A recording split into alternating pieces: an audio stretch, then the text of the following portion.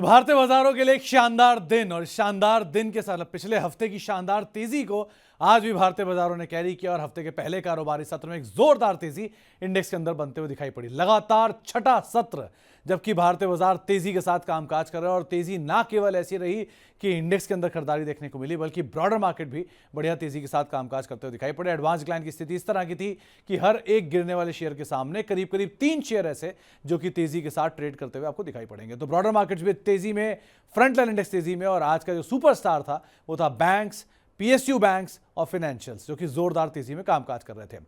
Nifty करीब 1.5% की बढ़त के साथ बंद होता हुआ दिखाई पड़ा। सेंसेक्स करीब 1.5% ऊपर रहा। मिड कैप इंडेक्स में करीब 1.5% की तेजी रही। स्मॉल कैप इंडेक्स करीब 1.25% के आसपास की बढ़त के साथ बंद हुआ। आईटी इंडेक्स में भी आज कमबैक आया, 1.5% की तेजी। और निफ्टी बैंक जो कि 2.5% ऊपर बंद हुआ। निफ्टी बैंक के अलावा निफ्टी पीएसयू बैंक वो भी करीब 2.5% ऊपर रहा और फाइनेंशियल भी 1.5% की तेजी के साथ आज बंद होता हुआ दिखाई पड़ा। तो चौतरफा खरीदारी आज इंडिसेज में आपको दिखाई पड़ रही थी। इसके अलावा अगर आप निफ्टी के टॉप गेनर्स के ऊपर नजर डालेंगे तो आज कोटक महिंद्रा बैंक अपने नए रिकॉर्ड स्तरों पर करीब 4.5 लाख करोड़ की मार्केट कैप और अपने बढ़िया 23% की सीएजीआर से 20 सालों में ग्रो हुआ। एनटीपीसी 4.5% ऊपर, एसबीआई 4% ऊपर और टेक महिंद्रा भी करीब करीब 0.4% की तेजी के साथ बंद हुआ। गिरने वाले शेयरों की बात की जाए तो आज सबसे ज्यादा प्रेशर था इंडसइंड बैंक में 0.3% नीचे, टाइटन 0.3% नीचे, ट्रेंट 0.2% नीचे और एम&एम करीब करीब 1% बिकवाली यहां पर आते हुए दिखाई पड़ी। मिड कैप में आज जहां पर कमान संभाल रखी थी वो था आयरेडा 10% की तेजी के साथ।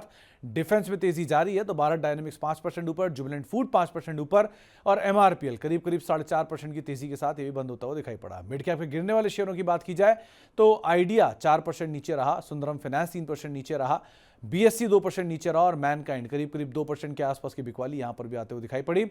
स्मॉल कैप साइड पर जहां पर खरीदारी देखने को मिली उसमें जेबीएम ऑटो 17% ऊपर रहा, फिनलेक्स केबल 12% ऊपर रहा और स्वान एनर्जी करीब करीब 7% के आसपास की तेजी यहां पर देखने को मिली। राइट्स करीब 7% ऊपर, ये भी बंद होता हुआ दिखाई पड़ा। गिरने वाले शेयरों की अगर बात किया तो आज प्रेशर रहा केईसी इंटरनेशनल में 5% नीचे रहा, पिरामल फार्मा करीब 3% नीचे, रेडिंगटन 3% नीचे और आरके फोर्जिंग 2.5% के आसपास की बिकवाली यहां पर भी आते हुए दिखाई पड़ी। इसके अलावा एफ&ओ में जो बाजी मार के गए वो था आयरेडा 10% ऊपर, एचसीएल 6.5% ऊपर, जुबिलेंट फूड 5% ऊपर और कोटक महिंद्रा बैंक करीब करीब 5% की तेजी यहां पर आते हुए दिखाई पड़ी।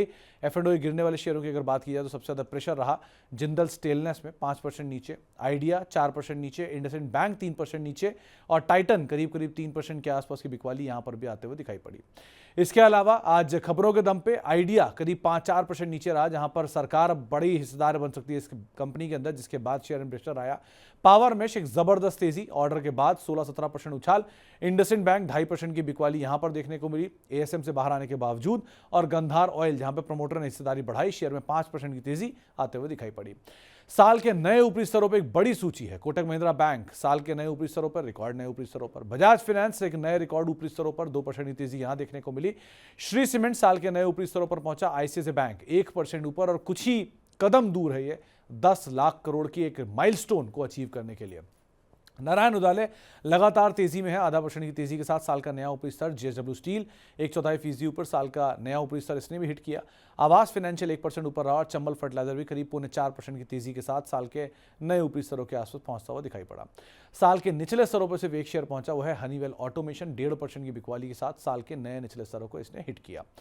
इसके अलावा ये तो रही आज की बात जहां पे जबरदस्त तेजी देखने को मिली, लेकिन कल के लिए जानकार मान रहे हैं कि आप बाजार में तेजी करके ही चलेंगे। 23,750 अब आपका नया टारगेट होगा और 23,450 आपके लिए एक स्टॉप लॉस होगा। कोई भी गिरावट आती है उसका इस्तेमाल आप खरीदारी के लिए करेंगे।